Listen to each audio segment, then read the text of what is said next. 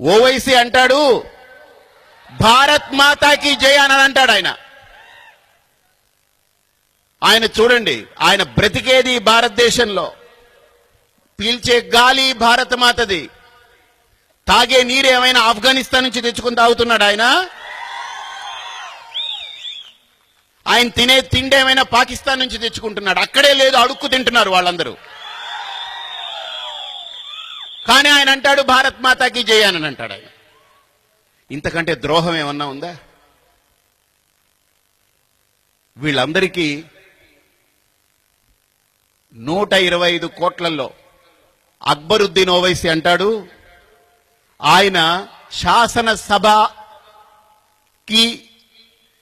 గెలుపొందినటువంటి శాసనసభ్యుడు. ఆయన అంటాడు నాకు ఒక 20 నిమిషాలు సమయం ఇస్తే నేను 100 కోట్ల మందిని 20 నిమిషాల్లో నరికేస్తానన్నాడు ఆయన. ఆయన్ని బోన్లో నిలబెట్టారు. మనందరం పేపర్లో చూశాం. జస్టిస్ నరసింహారెడ్డి గారు అప్పుడు, ఏమయ్యా నీకు ఏం కావాలి, తుపాకీ కావాలా కత్తి కావాలా, నీకు 20 నిమిషాలు కాదు 20 రోజులు ఇస్తాను, 100 కోట్ల మందిని నరికే అన్నాడు ఆయన.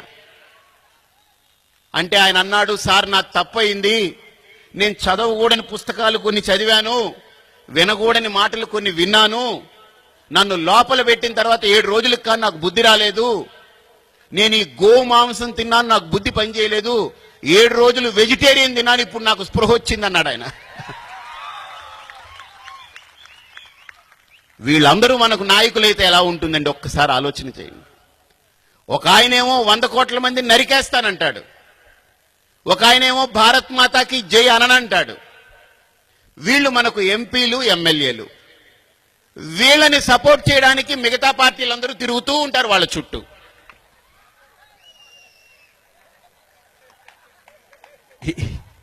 ఏం చేయాలి చెప్పండి? ఇప్పుడు ఏమీ చెయ్యొద్దు. 2018 2019 ఏం చేయాలో అప్పుడు చేసుకోవచ్చు.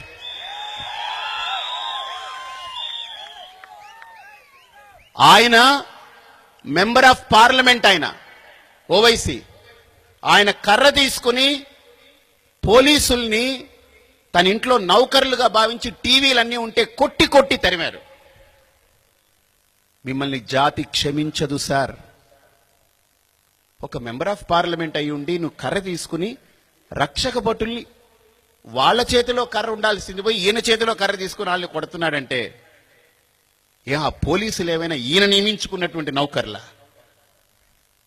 ఇవన్నీ జాతి చూస్తూ ఉంది. కానీ సమయం నడుస్తున్నంతసేపు నడుస్తూ ఉంటుంది. ఎక్కడో ఒకప్పుడు పులి స్టాప్ పడాలి, అది కూడా వస్తుంది.